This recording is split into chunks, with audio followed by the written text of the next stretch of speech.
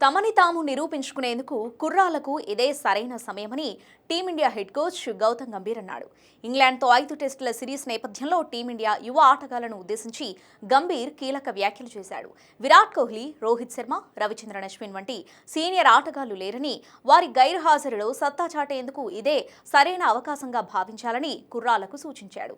ఆస్ట్రేలియాతో Border Gavaskar ట్రోఫీలో Ravichandran Ashwin retirement ప్రకటించగా, Virat Kohli, Rohit Sharma IPL 2025 season సందర్భంగా వీడ్కోలు పలికారు. దాంతో శుభ్మన్ గిల్ ను టీమిండియా నయా టెస్టు సారథిగా నియమించగా, రిషబ్ పంత్ వైస్ కెప్టెన్ గా వ్యవహరించనున్నాడు. జూన్ 20 నుంచి లీడ్స్ వేదికగా జరిగే తొలి టెస్టుతో ఈ సిరీస్ ప్రారంభం కానుంది. ఈ సిరీస్ కోసం ఇప్పటికే ఇంగ్లాండ్ కు చేరుకున్నటువంటి టీమిండియా ముమ్మరంగా సాధన చేస్తోంది. ప్రాక్టీస్ సెషన్ సందర్భంగా కుర్రాలను ఉద్దేశించి గంభీర్ కీలక వ్యాఖ్యలు చేశాడు. ఈ పర్యటనను భారత ఆటగాళ్లు 2 విధాలుగా చూడొచ్చు.